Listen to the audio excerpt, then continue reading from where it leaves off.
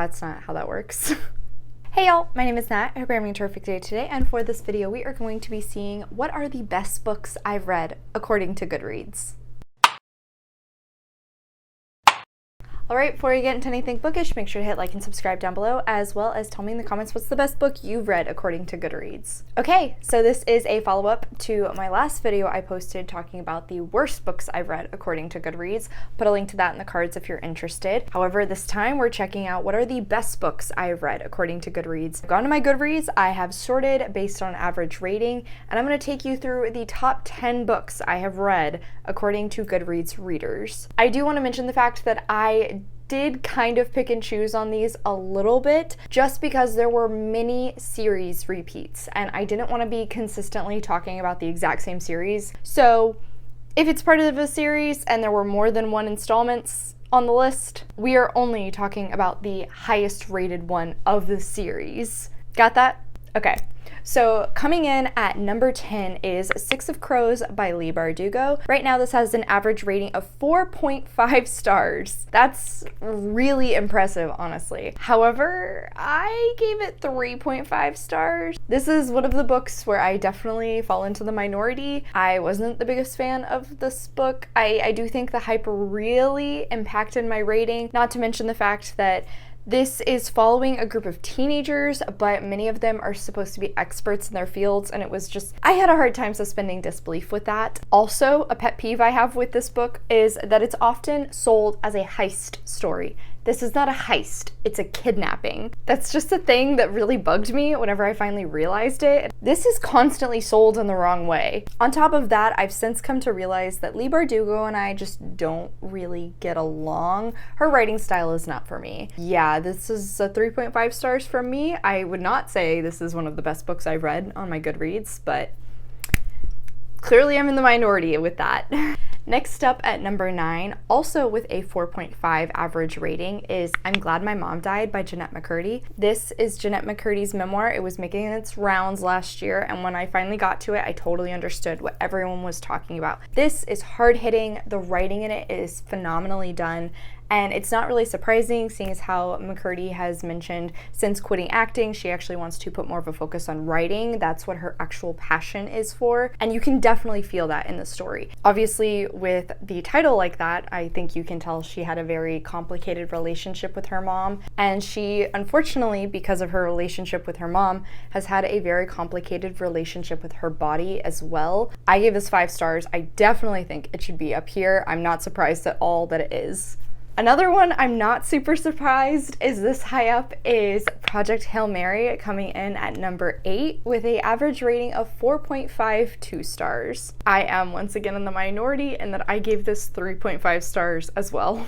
This is a sci-fi story in which we are following a scientist who wakes up and is an astronaut.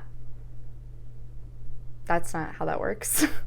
This is following a scientist who wakes up one day on a rocket in space and has to figure out why he is there, what is his task, and how can he possibly get back home. This is another one that I feel like was all over the internet last year, and I did enjoy this book. However, I think this is a perfect representation of sci-fi I don't really enjoy. It's way too grounded in realism. That was something I had always heard about Andy Weir's books, was that all of the science is real. He actually works out all of the science in his stories and ensures that it can happen, that it's all plausible. It's cool that he does that. That's a really fun fact. I don't want to read all of it. And when you watch the main character do an entire experiment only for him to then give you a TLDR version explaining what he just did and his findings off of it, it might be interesting the first time, but after the 30th, no, you get a little bored. The saving grace for me in this book is 𝗖cie. I think he is probably the main reason a lot of people love this book, but this just wasn't really for me in the end. Like I said, I'm not surprised it's up here, but definitely not one of my favorites. Coming in at number 7 is Tripping Over You, Volume 4. This is a graphic novel as well as an online comic by Owen White and Susanna Harcum. I have been reading this for years. It recently wrapped up and I'm very sad about it. I've recommended it on my channel many times, so I really hope me talking about it again will push some more people to go read it. It is free online. I'll put a link to it in the description down below. Highly recommend. This is a queer love story between these two boys who meet when they are in college, and it just follows their relationship and their lives as they grow older, as they mature, as they go through different points in their life. It's very adorable. It's very sweet. It has some serious topics in it as well. I believe in volume 4, Liam and Milo are, I'm fairly certain this is once they are out of school, living on their own together and dealing with jobs. Yes, this has Hebert in it. That's right. So they're dealing with jobs, dealing with making new friends as adults, their parents, trying to still make time for each other. Like I said, this is a very slice of life series. I really enjoyed it. It has an average rating of 4.53 stars. I believe I rated this one 4 stars, mostly because this does introduce Hebert, who isn't one of my favorite characters. He's fine as a side character, but there's a little tension between Liam and Milo whenever he is first introduced, and I was not a fan of that. So that's why my rating's a little bit lower. However, I still adore this series and more people need to read it. At number 6, we have the final book in the Percy Jackson series, The Last Olympian by Rick Riordan. This has an average rating of 4.54 stars, and that does not surprise me at all. I gave it 5 stars. I really enjoyed reading this middle grade series. This was one of the few middle grades I really was drawn to because I tried to have an interest in it. It just never really happened for me, unfortunately. However, going back and rereading it, I enjoyed it so much more. I really cared about the characters. I have been intending to continue for so long now, but that has yet to happen. This series is just a whole lot of fun. I adore the fact that it has so much Greek mythology actually within the story, and it really educates kids on those myths. Especially as an adult, I could even really enjoy it because of it. I was like connecting the lines and picking things out, figuring out how these stories all intersected. I had so much fun with that. So yeah, I definitely think this belongs up here. Coming in at number 5 is one that, like, I'm kind of shocked by this, but I'm also not. Heart Song by TJ Klune. This currently has an average rating of 4.55 stars. I say I'm shocked because yes, I absolutely adore this series.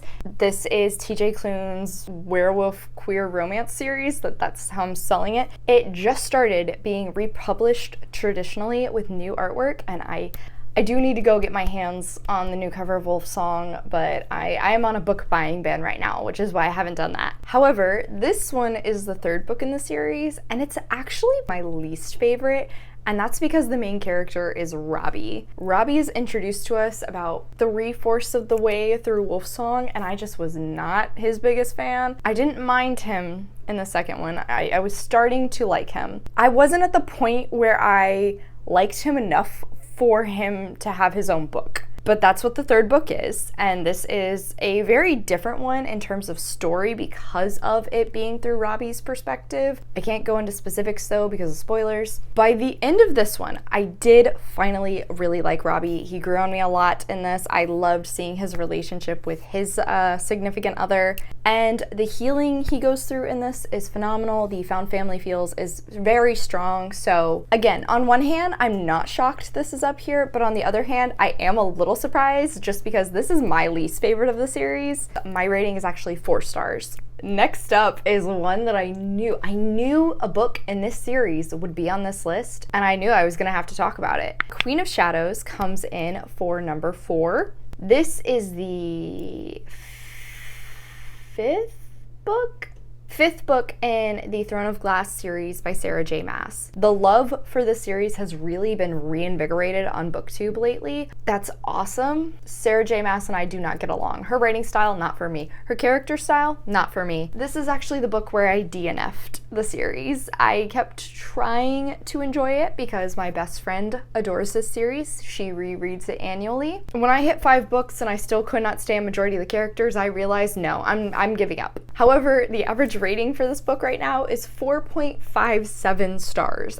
That's crazy. I'm sorry. I'm not gonna hate on this because I know a lot of people love this series, but I just don't get it. I'm sorry, I don't get it. At number 3 is another one I was really surprised to see. Actually, it's more because I just didn't remember marking this as read on my Goodreads. Rockin' Riot Volume 2 by 𝗖cieých𝘁្��. This is basically a queer Grease graphic novel. That's how I'm gonna sell it to you. I read it on Tapas for free, so if it's still on there, I'll put a link to that in the description. It's very adorable, very cute. I think the second one starts to get a little bit more heavy on the romance stuff because the first one is really introducing all the characters. There's a feud between the girls and the boys greaser teams, but this one starts showcasing the different couples that are forming in each of those groups, and it's very adorable. This has a 4.58 star rating right now on Goodreads, and that's phenomenal. I'm so happy for it. As I said, I didn't even remember marking that I read this on Goodreads, so I have it unrated, but looking back, I think I would probably give it 4 stars. It's very cute, it's very sweet. I remember portions of it, but it doesn't stand out as much in comparison to other graphic novel series I've read.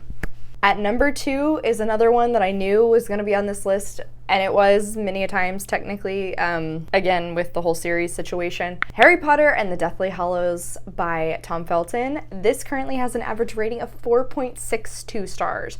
Not surprising. It's the finale of the series. I know for a fact I'm not the only one who adored the series growing up, and this last book made me cry a lot, so it got 5 stars. And honestly, I feel like I can leave it at that. Finally, at number 1, another one that I'm not shocked is this high at all. Not even a little bit surprised. My top book is Heartstopper Volume 4 by Alice Oseman. This currently has an average rating of 4.63 stars. Phenomenal. I'm so happy for Alice Oseman. So happy that this series has gotten so much love. I read it originally when it was on Webtoon. I fell back in love with it when I got on BookTube because of the graphic novels. And then I fell back in love with it again when it turned into a TV show because the TV show is phenomenal and I cannot wait for season 2. However, with that, I will say, as the series progressed forward, my rating has gone down a little bit. I think the second and third were both 5 stars for me, but the 4th volume I gave 4 stars. I appreciate the fact that it is starting to get into some heavier topics, but I also feel like it's starting to lean a little bit too far away from what the series originally introduced us to, and that's what I want when I read these, is that happy, wholesome, sweet, queer love story. All those feelings are definitely still strong in this one, but it does start to go into some heavier topics with Charlie's eating disorder and his mental health. And those elements are continuing to show up in what will become Volume 5. But I feel like now where I am on the comics, Alice Oseman is starting to level things out again so that it has more levity. It doesn't feel quite so serious, and I'm glad for that. 4 star, but still so incredibly happy that this is number 1 according to Goodreads. Alright y'all, so that is it for today. Thank you so much for coming to my channel. I really appreciate it. Make sure to hit like and subscribe down below. I have all my socials as well as a few ways you can support me linked in the description. I come out with videos on Monday and Friday, but until then, I hope you continue to have a terrific day. Love you, bye!